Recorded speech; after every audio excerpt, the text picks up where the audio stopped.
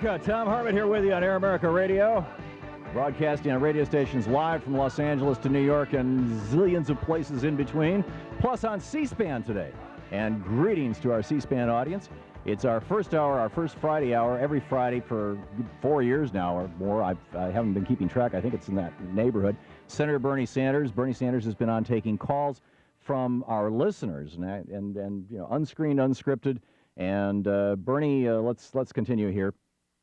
Eric in Portland on the line. You're live with Senator Bernie Sanders. And by the way, let me just toss in, Bernie's website is sanders.senate.gov. If you want more information, Bernie's got a great newsletter. He's got a lot of great information on his website. Eric, go ahead.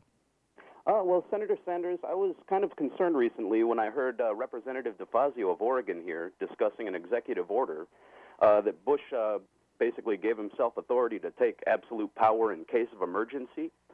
And Representative DeFazio, being a member of the House Intelligence Subcommittee, generally would have access to even classified information.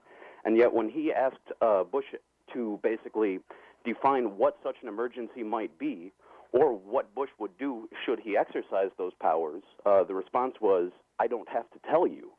And I'd like to know, what can Congress do if even our members who are, you know, have access to that classified information are being stonewalled. Right. In fact, it went even beyond that. We talked with Congressman DeFazio on this program about it, and the Bush administration confirmed to him, Bernie, that there is a contingency plan for what to do in the event of any sort of disaster, and they define disaster very broadly, from anything from a major earthquake to an economic disaster that may happen even in another country to a terrorist attack in the United States. They do have a contingency plan that involves the executive branch taking control of the government and the legislative branch becoming merely advisory, and he refused to give the contents of that to Congressman DeFazio, who's on the committee and has the highest security clearance you can get.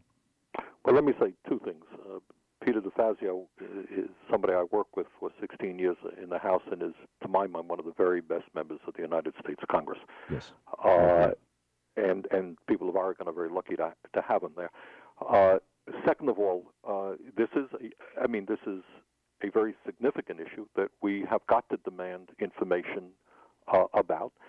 It is just absolutely typical of a president who does not understand the Constitution, separation of powers, and who believes that he can do whatever he wants whenever he wants to do it.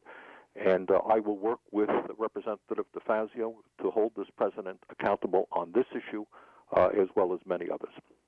Well said. Dorothy in Knoxville, Tennessee. You're on the air with Senator Bernie Sanders. How are you, Senator? Good. I'm an 82-year-old woman from Tennessee, and I'm one of your greatest fans. Thank you, Dorothy. I consider you my senator. I don't have good representation here.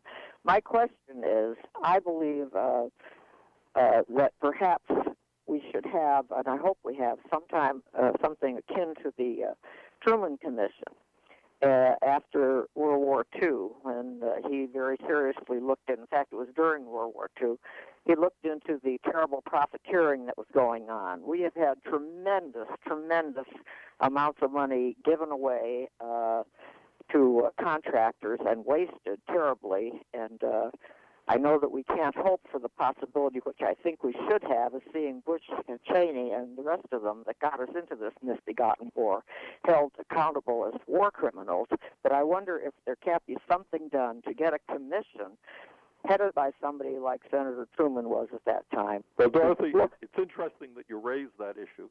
I have some good news for you, and that is that what you are talking about, your idea, is in fact something that many of us are talking about in the Senate. Actually, the freshman class has been involved in discussions of doing exactly that, a Truman-type commission to look at waste, fraud, corruption in terms of many of the contracts that have been let out in Iraq. Senator Jim Webb of Virginia has been active on that, and you're going to see that effort be made.